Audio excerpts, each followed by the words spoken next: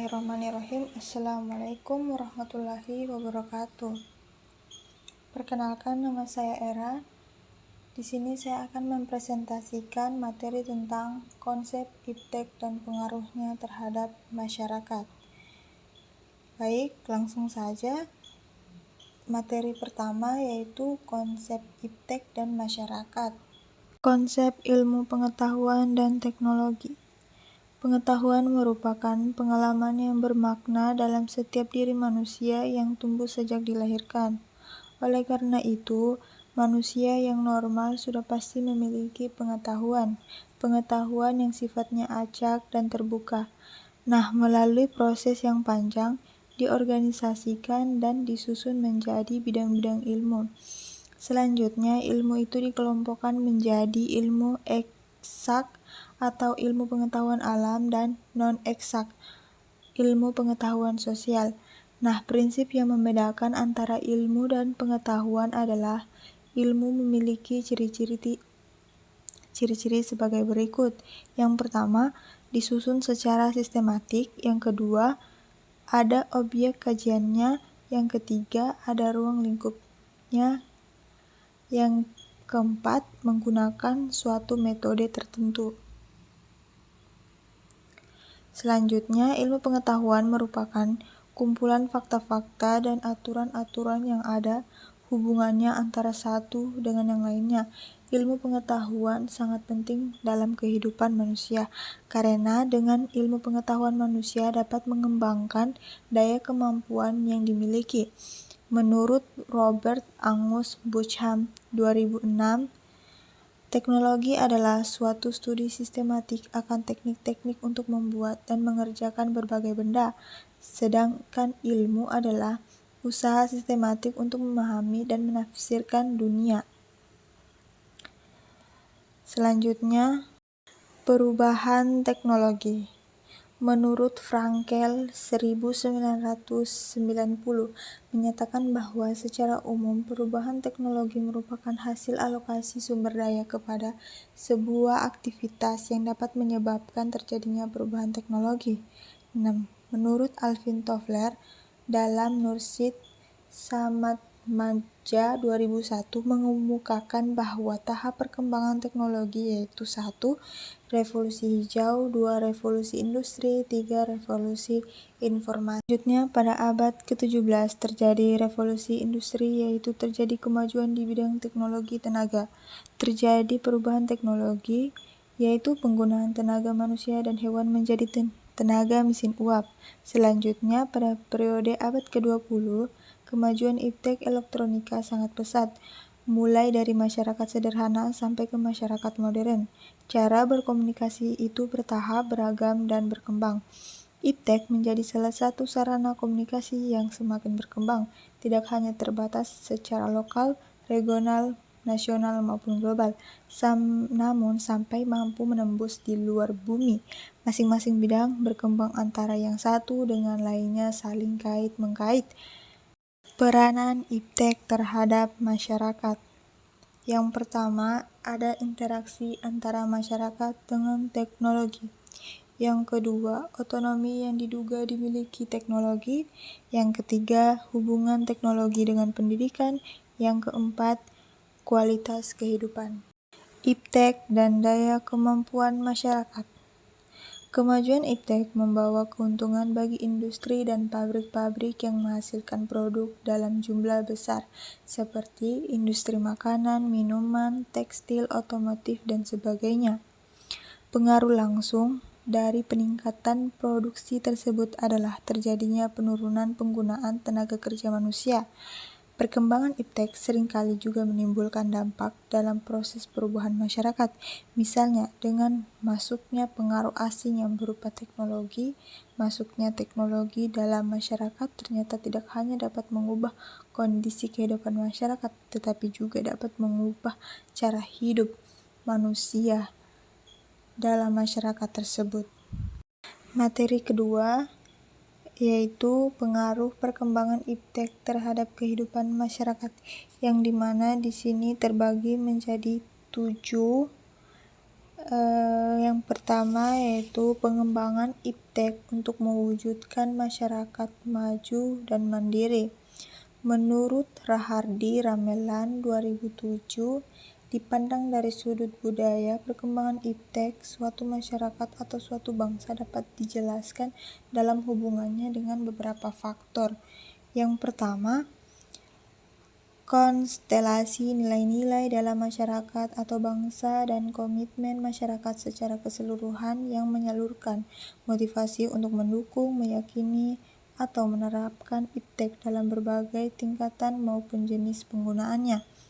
Yang kedua, kemampuan sistem iptek nasional dalam menghasilkan dan memasarkan hasil-hasil penelitiannya serta mendorong penerapannya secara efisien dan efektif dalam seluruh aspek kehidupan. Yang ketiga, struktur lembaga-lembaga yang bergerak di bidang iptek yang menjembatani proses kreatif dan inovatif para penelitiannya. Selanjutnya, materi kedua yaitu memasyarakatkan ilmu pengetahuan dan teknologi. Gelombang kemajuan iptek di beberapa bidang seperti transportasi, komunikasi, informasi, dan energi telah banyak membawa perubahan pada kehidupan dan gaya hidup manusia yang lebih dinamis. Kemajuan teknologi transportasi misalnya memungkinkan manusia senantiasa berada dalam mobilitas yang tinggi. Sementara kemajuan di bidang teknologi informasi menciptakan berbagai kemudahan pertukaran dan lalu lintas arus informasi lebih cepat dan transparan, membuat dunia menjadi tanpa batas. Jepang merupakan negara nomor 1 di Asia dalam hal penguasaan teknologi. Perlu dilihat Jepang tentang penguasaan iptek misalnya dalam penggunaan alat-alat hasil produk teknologi modern. Alat-alat listrik berteknologi baru bersaing muncul satu persatu di dunia. Industri elektronik menawarkan alternatif baru pada konsumen, dari kulkas berenergi rendah sampai mesin cuci dengan prinsip gelombang sonik yang tidak perlu sabun cuci, mobil yang ramah lingkungan karena tidak banyak mengeluarkan gas karbon dioksida berlomba-lomba muncul di pasaran. Masalah-masalah perkembangan iptek. Yang pertama, kebijakan yang sesuai dengan perkembangan iptek. Kebijakan penerapan dan perkembangan perlu diarahkan untuk menjadi pemecahan masalah besar yang masih harus dihadapi dalam pembangunan jangka panjang. Yang kedua, perlu dipikirkan strategi yang tepat, baik dalam arti prosesnya, hasilnya, maupun peran serta dari pelaku iptek, terutama para peneliti harus disediakan fasilitas penelitian yang memadai, misalnya dana dan tenaga. Yang ketiga, sektor produksi. Kegiatan produksi di Indonesia baru sampai pada pemanfaatan kemajuan teknologi yang terkandung dalam berbagai peralatan yang digunakan. Yang keempat, ragam kegiatan penelitian dan pengembangannya, kemitraan antara industri dan dunia usaha dengan lembaga lead back masih lemah. Di tingkat nasional, telah dilakukan berbagai investasi untuk mengembangkan lembaga lead back, laboratorium penelitian, dan pusat-pusat pelayanan teknologi. Namun dampaknya terhadap perkembangan industri belum meluas. Menurut Rahardi Ramelan 2007, permasalahan tersebut dapat diatasi dengan pokok-pokok kebijakan sebagai berikut. Yang pertama, mengembangkan nilai-nilai iptek dan membentuk budaya iptek di masyarakat. Yang kedua, mendorong kemitraan riset. Yang ketiga, mempercepat upaya manufaktur progresif. Yang keempat, meningkatkan mutu produk dan proses produksi, produktivitas, efisiensi, dan inovasi dalam penguasaan iptek. Yang kelima, meningkatkan kualitas, kuantitas, dan komposisi sumber daya manusia iptek. Yang keenam, mengembangkan penataan dan pengelolaan kelembagaan iptek. Pengaruh perkembangan iptek terhadap kehidupan masyarakat. Hasil teknologi telah masuk dalam kehidupan masyarakat sehari-hari, sedemikian rupa sehingga orang menganggapnya bahwa teknologi sebagai suatu hal yang biasa. Beberapa contoh hasil teknologi yang telah membantu manusia untuk memudahkan hidupnya antara lain perkembangan alat transportasi darat, laut, maupun udara, yang semula berfungsi sebagai pengangkut barang dan manusia, secara langsung dan tidak langsung juga membawa informasi. Pemanfaatan transportasi untuk perdagangan tidak hanya membawa barang, melainkan juga membawa kebiasaan, agama, bahasa, pengetahuan, dan teknologi. Hampir sebagian kehidupan kita dikelilingi oleh teknologi informasi, baik yang sederhana maupun yang canggih. Bentuk-bentuk teknologi informasi yang dapat dijumpai dalam kehidupan sehari-hari. Yang pertama, bidang telekomunikasi. Di bidang ini melahirkan telepon dengan berbagai fungsi hingga muncul telepon genggam. Yang kedua, kita dapat menikmati hiburan atau peristiwa bahkan yang aktual dari daerah atau negara lain dengan mudah melalui media radio atau televisi. Yang ketiga, tersedianya media perekam dalam bentuk CD, compact disc.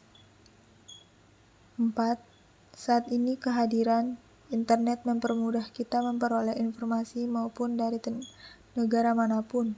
Yang kelima, dengan jasa komputer, pekerjaan perpustakaan menjadi lebih efisien, misalnya akses terhadap informasi dan tukar-menukar data. Alih teknologi. Salah satu prasyarat terjadinya kemajuan teknologi atau alih teknologi dalam negara yang sedang berkembang adalah terjadinya pertumbuhan ekonomi yang cukup tinggi.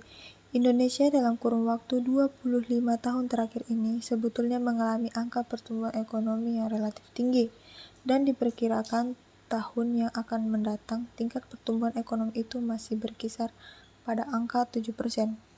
Meski penanaman modal yang terjadi di Indonesia masih di bawah negara Cina dan Thailand, namun realitas itu masih cukup menggembirakan. Tentu hal ini perlu ditingkatkan lagi mengingat munculnya pesaing-pesaing baru seperti Vietnam dan Filipina.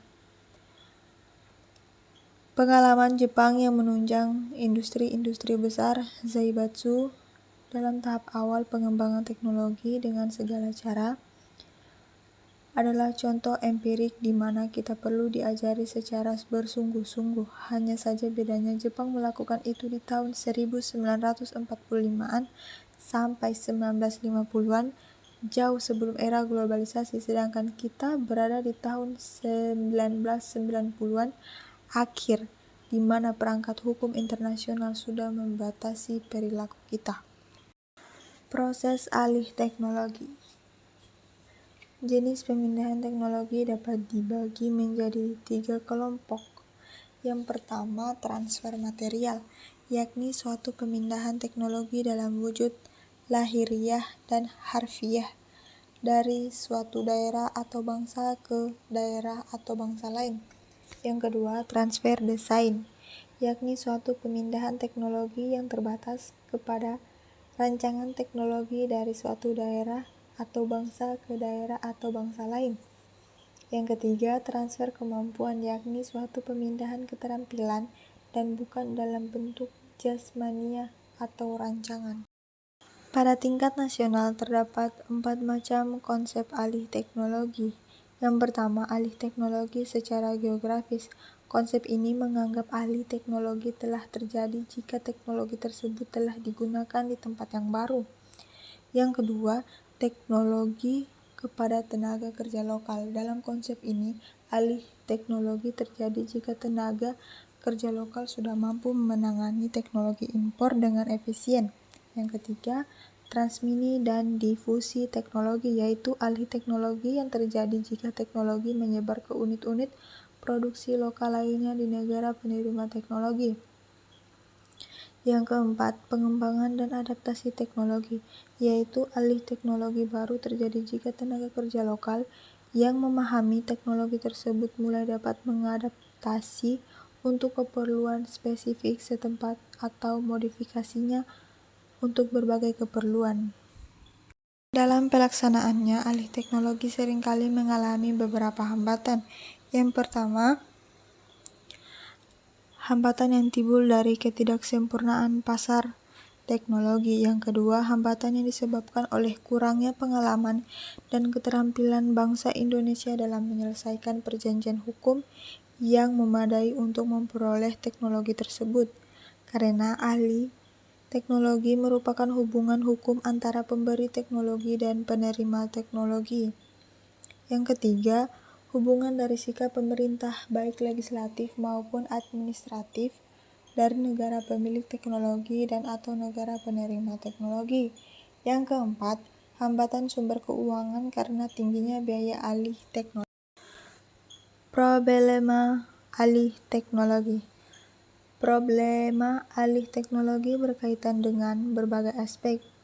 Yang paling utama adalah segi ekonomi, namun aspek lain yang terkait adalah justru mencakup berbagai aspek yang berada di dalam teknologi itu sendiri, seperti jenis teknologi, tingkatan kemampuan, harga, syarat perjanjian alih teknologi, dan karena teknologinya didatangkan dari luar negeri, dari pemiliknya yaitu perusahaan modal asing kepada pihak negara penerima modal asing atau teknologi di dalam negeri, maka aspek internasionalnya berkait. Proses alih teknologi menjadi problema yang mencakup gawat, yaitu pertama, jenis teknologi yang dialihkan, kedua, penilaian atas teknologi, yang ketiga, cara alih teknologi dilakukan termasuk, yang keempat, harga teknologinya, 5. Syarat-syarat yang menyertai alih teknologi, dan 6. Penanaman dalam suatu perjanjian lisensi alih teknologi. Dari segi mitra usaha antara pemilik teknologi dan penerima teknologi, terdapat kesenjangan yang cukup tinggi, dengan diawali oleh adanya kesenjangan antara pemilik atau pemberi teknologi dengan penerima teknologi, seperti hubungan antara orang kaya dengan orang miskin, orang bodoh dengan orang pandai, atau orang yang banyak pengalaman dengan orang yang miskin pengalaman. Sementara itu, semangat kehidupan bangsa-bangsa di dunia menunjukkan kecenderungan untuk menciptakan kehidupan yang sejajar, kemitraan, dan bahkan menghendaki hubungan sebagai partner in development.